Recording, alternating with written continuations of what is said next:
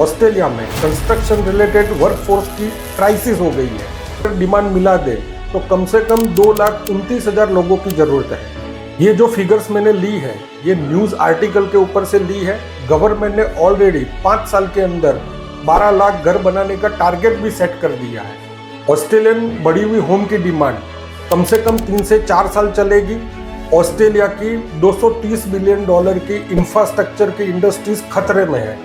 Construction और उसको जरूरी सप्लाई चेन के लिए अगले 5 साल में 5,90,000 से 6,80,000 आदमी लाने पड़ेंगे। और ये होम क्राइसिस जो है वो एक टिकिंग बॉम्ब हो चुका है।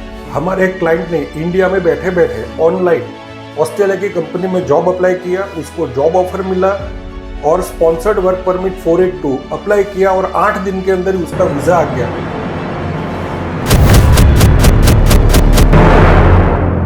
हेलो फ्रेंड्स, आज का टॉपिक है ऑस्ट्रेलिया में कंस्ट्रक्शन रिलेटेड वर्कफोर्स की क्राइसिस हो गई है। ऑस्ट्रेलिया में सिर्फ कंस्ट्रक्शन के फील्ड में 90,000 वर्कफोर्स की आज की तारीख में ज़रूरत है। अगर construction field, road construction, steel और एनर्जी सेक्टर में सबकी अगर डिमांड मिला दे तो कम से कम 2,29,000 लोगों की ज़रूरत है, जिसके बिना कंस्ट्रक्शन को प्रॉपर सप्लाई नहीं हो पाएगा। ये जो फिगर्स मैंने ली है ये न्यूज़ आर्टिकल के ऊपर से ली है और न्यूज़ आर्टिकल की लिंक वीडियो की डिस्क्रिप्शन में दी गई है। ऑस्ट्रेलिया में बहुत ही बढ़ी हुई घरों की डिमांड को पहुंचने के लिए गवर्नमेंट ने ऑलरेडी 5 साल के अंदर 12 लाख घर बनाने का टारगेट भी सेट कर दिया है। ऑस्ट्रेलियन बढ़ी हुई होम की डिमांड कम से कम 3 से 4 साल चलेगी और ये बहुत बड़ी अपॉर्चुनिटी है जो लोग कंस्ट्रक्शन के फील्ड में एक्टिव है। ऑस्ट्रेलियन कंस्ट्रक्शन फील्ड की अपॉर्चुनिटी को कैसे ग्रैब कर सकते हैं ये भी हम बताएंगे। हाँ, सबसे पहले ये बात क्लियर कर लेता हूँ, अपॉर्चुनिटी के पीछे जो सबसे पहला काम करेगा उसी को सबसे पहला अपॉर्चुनिटी मिलेगी। एक आर्टिकल ये बोलता है कि कंस्ट्रक्शन फील्ड में सबसे ज़्यादा डिमांड कौन कौन से आदमी की है उसका लिस्ट दिया गया है। ऐसा भी नहीं है सिर्फ मैनेजर्स की ज़रूरत है, छोटे से छोटे काम के लिए भी आदमियों की ज़रूरत है। जैसे कि क्रेन ऑपरेटर जिसको 72,000 ऑस्ट्रेलियन डॉलर ऑफर किए जाते हैं, इलेक्ट्रीशियन को 82,000 ऑस्ट्रेलियन डॉलर दिए जाते हैं, प्लम्बर को 73,000 डॉलर्स दिए जाते हैं, इवन जनरल लेबर को भी 56,000 to 60,000 दिए जाते हैं। दूसरा आर्टिकल ये बोलता है कि ऑल ओवर ऑस्ट्रेलिया में सबसे ज़्यादा डिमांड वाली जॉब है तो कंस्ट्रक्शन मैनेजर की है, जिनको average salary 1,75,000 to 2 lakh dollars average दी जाती है। ऑस्ट्रेलियन इंफ्रास्ट्रक्चर ने ये वार्निंग दी है कि 2,29,000 कम वर्कफोर्स के कारण ऑस्ट्रेलिया की $230 बिलियन की इंफ्रास्ट्रक्चर की इंडस्ट्रीज खतरे में है।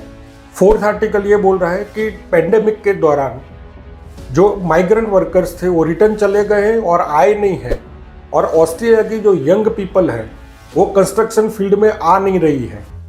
इसके कारण जो मकान की डिमांड है उसको जितने आदमी चाहिए बनाने के लिए उतने मिल ही नहीं रहे हैं। कम वर्करों के कारण ओवर टाइम पे करना पड़ता है, सैलरी भी हाई देना पड़ता है और कंस्ट्रक्शन कंपनी की बजट और प्रॉफिटेबिलिटी प्रेशर में आ गई है।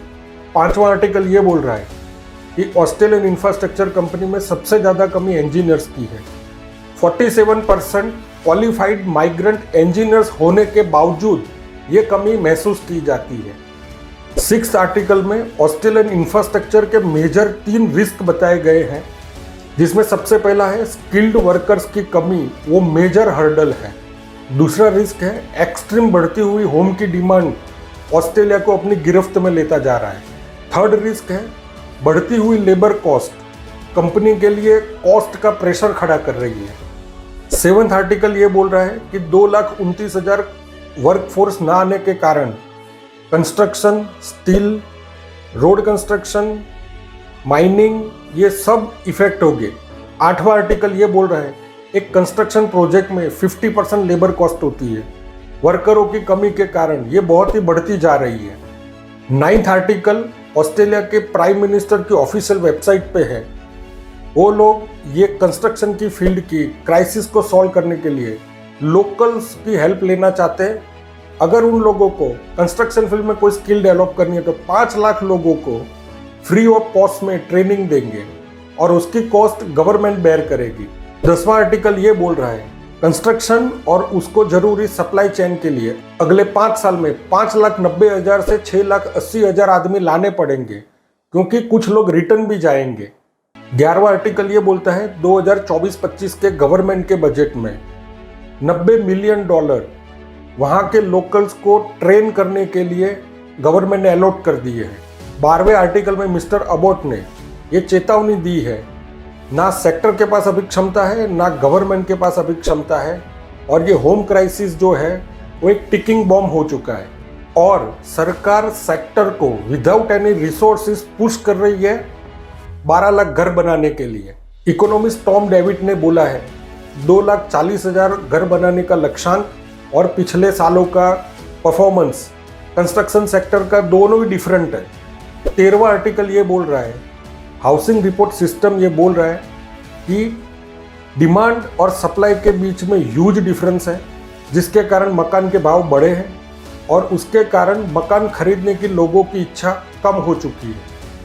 अभी कुछ जो इन्विटेशन राउंड्स हुए हैं उसमें कंस्ट्रक्शन के रिलेटेड लोगों को ज़्यादा स्टेट नॉमिनेशन दे रहा है और उनको बुला रहा है एज ए वर्क परमिट और PR। आज ही के दिन सब क्लास 189 जिसको एक्सप्रेस एंट्री बोलते हैं, आदमी ऑस्ट्रेलिया में किधर भी सेटल हो सकता है, ऐसे 65 स्टेट इन्विटेशन हमारी कंपनी को रिसीव हुए हमारे क्लाइंट के, और उसमें 25 लोग कंस्ट्रक्शन के फील्ड से थे। अगर आप कंस्ट्रक्शन फील्ड में एक्टिव हैं और ऑस्ट्रेलिया की open work permit leading to PR या स्पॉन्सर्ड वर्क परमिट लेना चाहते हैं तो आप हमारी YouTube चैनल सब्सक्राइब करके रखिए, क्योंकि नेक्स्ट वीडियो में ओपन वर्क परमिट की एलिजिबिलिटी कैसे अप्लाई कर सकते हैं ये बताएंगे।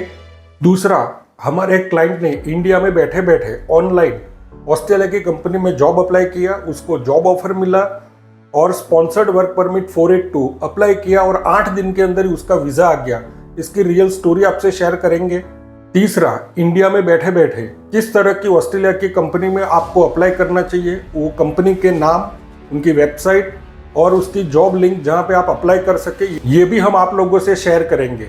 अगर आपको कोई कंपनी ऑफर देती है तो आपको और आपकी कंपनी को किस तरह हमारी कंपनी स्पॉन्सर्ड वर्क परमिट 482 लेने में हेल्प करेगी ये भी हम बताएंगे। तीसरा, अगर आपको open work permit leading to PR apply करना है तो बाजू की स्क्रीन में दिए गए नंबर पे आप कॉल करके, अगर आप आज की तारीख में open work permit leading to PR लेना चाहते हैं और अपनी एलिजिबिलिटी चेक करवाना चाहते हैं तो बाजू की स्क्रीन में दिए गए नंबर पे आप अपना रेज्यूमे व्हाट्सएप कर सकते हैं।